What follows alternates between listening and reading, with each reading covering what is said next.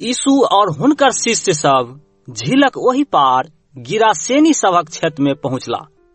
नाव पर से उतरैत काल एक दुष्ट आत्मा लागल आदमी कब्रिस्तान दिस से हुनका भेंट करय लेल अयलनि। ओ आदमी कब्रिस्तान में रहै छल। केओ आब ओकरा जंजीरो लऽ कऽ बान्हि नहि सकैत छल। कतेको बेर लोग ओकरा जंजीर से हाथ पैर बान्हि देने रहे, मुदा ओ सब जंजीर के तोड़ि देने रहे। ककरो अतेक शक्ति नहीं छल जे ओकरा सम्हारि कऽ राखि सकै। दिन राति कब्रिस्तान और पहाड़ में ओ सदिखन चिचियाइत रहैत छल और पाथर से अपना देह के कटैत रहैत छल। यीशु के दूर से देखी ओ दौड़ैत आयल और हुनका पैर पर खसि कऽ जोर से चिचिया लागल जे परमेश्वरक पुत्र यीशु, अपने के हमरा से कौन बा? अपने को परमेश्वरक शपथ हमरा दुख नहीं दिया।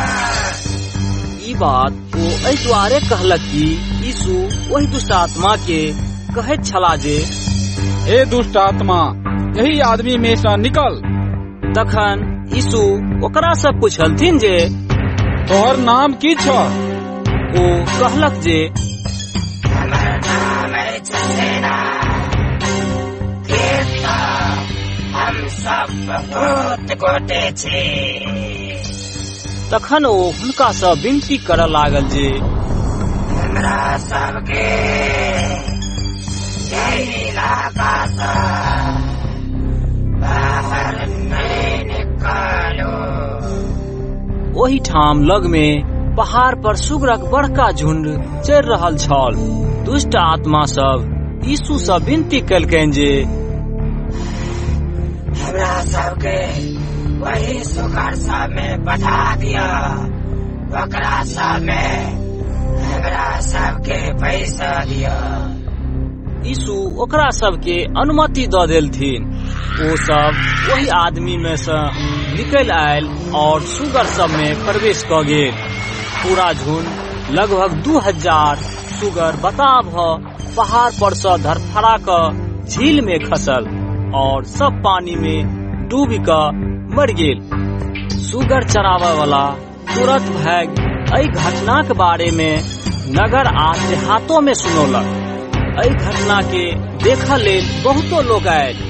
यीशु लग पहुँच कर वही आदमी के जकरा में दुष्ट आत्मा पहिने रहैत छलैक कपड़ा पहिरने आ स्वस्थ मोने यीशु लग बैसल देखलक। ई देखी लोग सब भयभीत भऽ गेल। जे सब ई घटना देखने छल से सब विस्तार पूर्वक लोग सबके कहि देलक जे कोना दुष्ट आत्मा लागल आदमी नीक भेल और सुगर सबके की भेलै। तखन लोग सब यीशु से वही इलाका से चल जयबाक लेल विनती करऽ लगलनि।